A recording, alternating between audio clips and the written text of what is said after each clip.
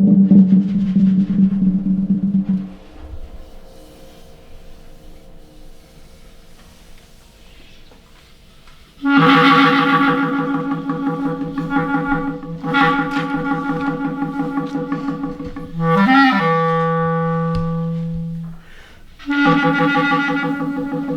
course, everyone immediately thinks of jazz. Jazz is an idiom and does utilize improvisation so much in their practice, but so does historical performance, so does flamenco music, so does a lot of non-Western practices.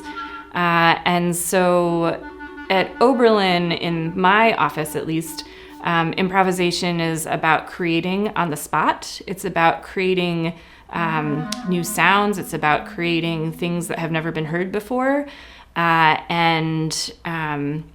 It often has a contemporary aesthetic to it, so I often encourage students to think about extended techniques, to think about exploring their instrument and exploring maybe sound worlds that they're not normally playing in their, when they're practicing their Brahms or their Beethoven.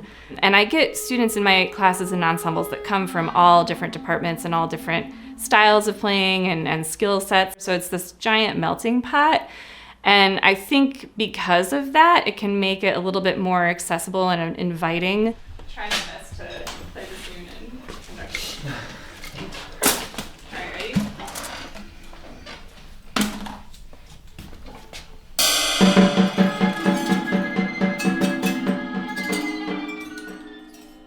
So Oberlin has a new improvisation minor, and the minor is intentionally not housed in one single department.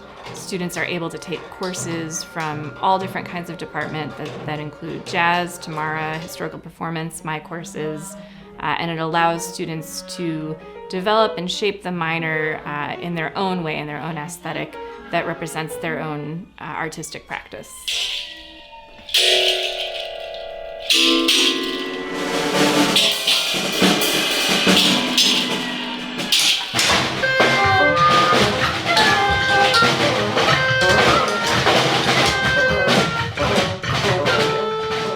Ensemble setting, you are bringing your own language, you're bringing your own sonic language to the space.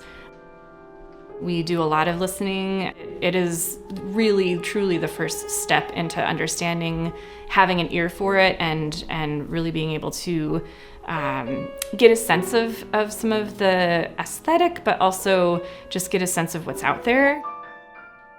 The Creative Music Lab is a laboratory environment where students are writing for one another. So we'll have students who've never written a composition before, and they'll be guided through different more traditional ways of notation, but also things like graphic notation or text-based instructions. I work with students on, again, personally developing their own musical language.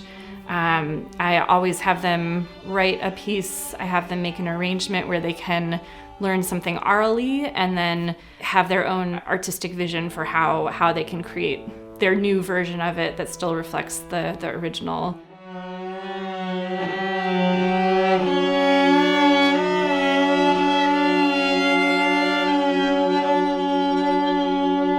I think that it's important for teachers to be playing with their students in an improv context. That's how all my mentors helped teach me. And so I think it's a really valuable experience for the students to have their teacher in the mix, also improvising alongside them and doing all the same things that I'm asking them to do.